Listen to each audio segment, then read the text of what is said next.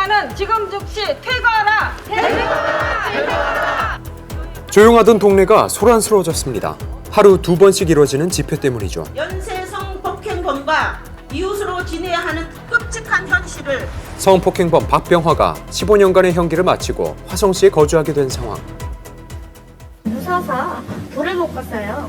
누가 이게 타겟트가 될지 모르니까 다 불안하잖아요. 언제까지 이렇게 세금으로 경찰들이 평생 따라다니진 않을 거 아니에요. 박병화 출소 일주일, 그 현장을 찾았습니다.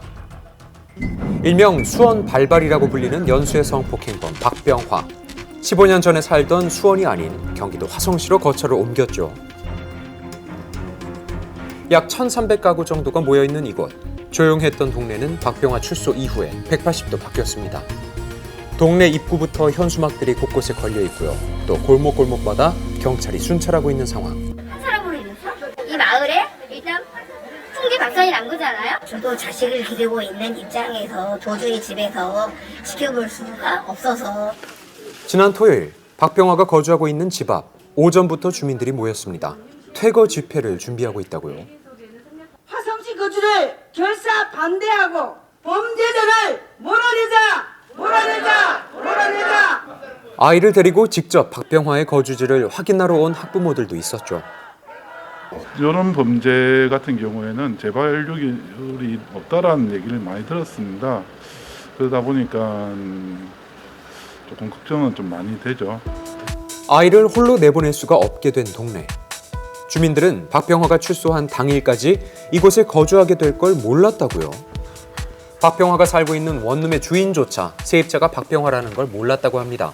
처음에 할아버지가 집을 갖고 왔더라고. 그 할아버지가 사는 줄 알았지 저 사람 오면 몰랐어요. 아무것도 모르고 준 거예요. 사람도 한 번도 구경도 못하고 온 거예요. 박병화의 어머니라고 추정되는 여성이 지난달 25일 보증금 100만 원에 월세 30만 원짜리 방을 박병화 이름으로 계약했습니다. 이사도 박병화 출소 전인 28일에 했다고요. 불도 뭐 껐다 켜졌다 뭐 이러는 것 같긴 한데 근데 저기도 암막 커튼이 있어가지고 잘 안 보이긴 해요. 저 답답해요. 저 진짜 마음 같으면 지나가가지고 뭐 빨리 나가라고 하고 욕하면 그러고 싶기도 하고. 집을 찾아가도 만나주지 않자 계약 무효 소송까지 준비하고 있는 상황. 계약 체결할 때 그 성범죄자라는 것을 말하지 않는 부분이 이제 기망해서 계약을 체결했다고 보는 겁니다. 그래서 그런 경우 임대인 계약자가 박병화를 상대로 그 명도 소송과 이제 퇴고 소송을 이제 할 수가 있는 거죠. 박병화의 출소에 경찰과 화성시도 비상 상황인데요. 경찰은 박병화 집 인근 4곳을 지정해서 방범 초소로 만들고 10명씩 순찰을 하고요. 또 화성시는 22대의 방범용 CCTV를 설치했습니다. 재범 방지나 또 여러 가지 위해 요소들이 돌발 상황이 있을 것을 대비해서 저희들이 이제 24시간 밀착 경계 근무를 하고 있습니다. 오랜 기간 이곳에 거주했다는 주민은 일주일 만에 동네 분위기가 바뀌었다고 말합니다. 조용한 동네에 있었는데요. 박병화가 들어온 다음에 여기 입주자들이 말없이 떠난다는 거. 두려움을 느끼고 이사를 간다는 세입자들이 부쩍 늘었다고요.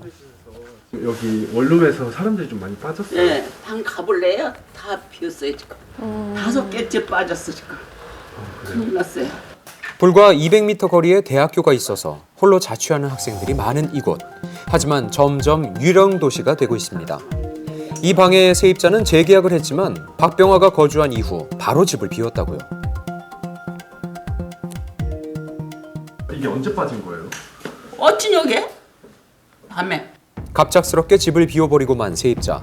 하지만 집주인은 그 심정이 이해된다고 말합니다.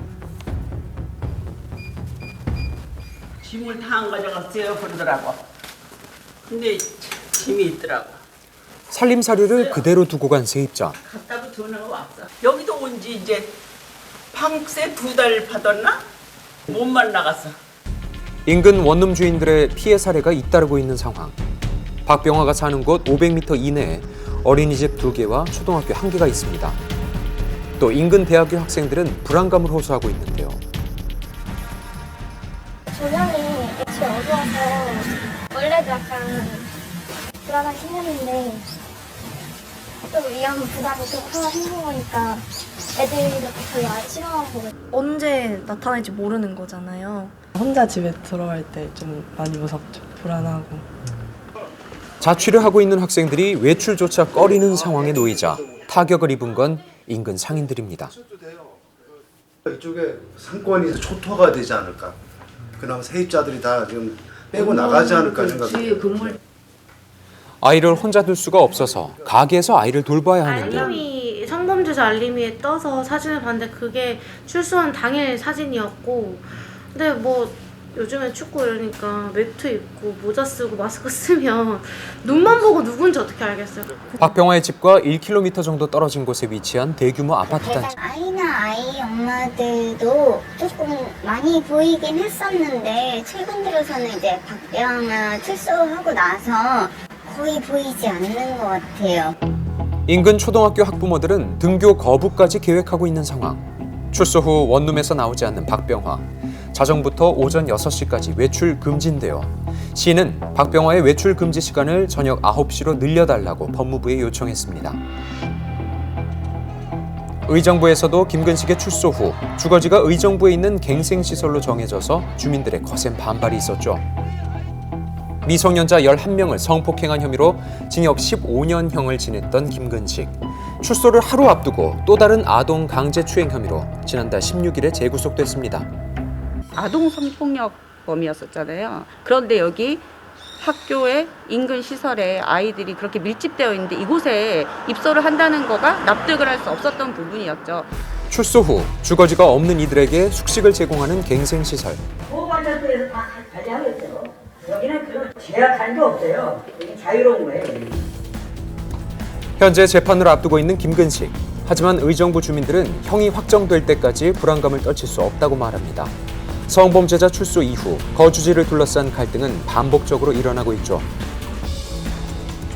그 범죄자의 출소 시에 그때마다 전국에서 특별팀을 붙이는 건 현실적으로 매우 어렵기 때문에 주거지 제한을 보호관찰의 준수사항으로 포함을 시키는 제도를 한 번쯤은 이제 도입하는 것을 논의할 때가 됐다.